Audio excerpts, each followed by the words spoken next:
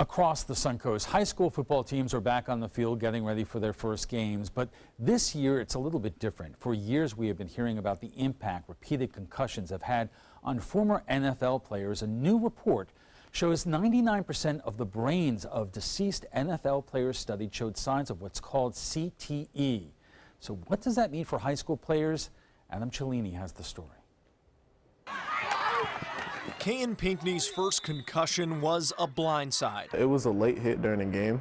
I didn't see it coming. As the Booker High School two-way lineman laid unconscious, college football aspirations descended into a shadow of doubt. And it knocked me out. I hit the ground. I didn't wake up. I was out for a little minute. It was about a couple minutes. After the last school bell rings, concussions loom large for high schoolers involved in extracurricular sports. Over the past 5 years, there have been nearly 600 among athletes in our area, 300 for Manatee County, and in Sarasota County, just 4 less over the same time period. Kevin Eichhorn oversees all high school athletic trainers in Sarasota County for Agility Physical Therapy. For the past 5 years, they've been pretty consistent. Like I was saying, the concussions have been right around 50 student athletes. In Sarasota County, Eichhorn noticed a bump in concussion totals starting in 2013. The same year, more focus was put on educating players and parents. They actually started recognizing what signs and symptoms of a concussion was, and they were reporting them more at a higher rate. The Florida High School Athletic Association has passed down protocols in recent years, like baseline cognitive exams all athletes are required to take every 2 years. It really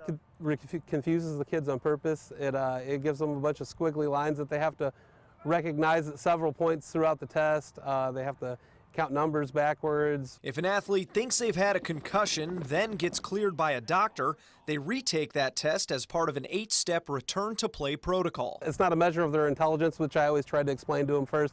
It's just to see how your brain functions when you're given that specific information. Agility's records show concussions can happen in any sport, even cheerleading. But football is far and above the highest risk, making up 60% of those 5-year totals.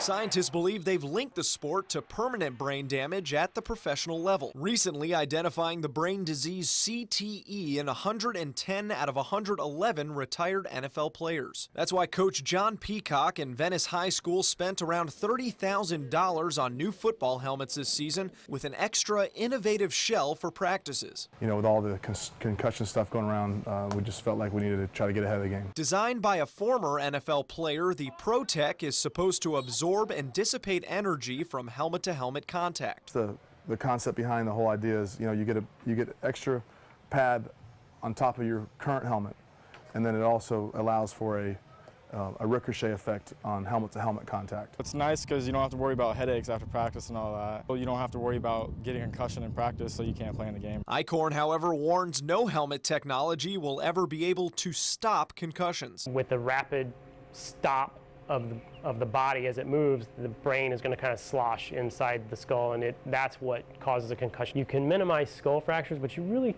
have a hard time minimizing a concussion. After strenuous mental rehab, Pinkney is returning to the gridiron this fall, not letting scientific studies or fear keep him from the game he loves. In July, the Journal of the American Medical Association published a study that found no long-term cognitive issues among hundreds of high school football players from Wisconsin.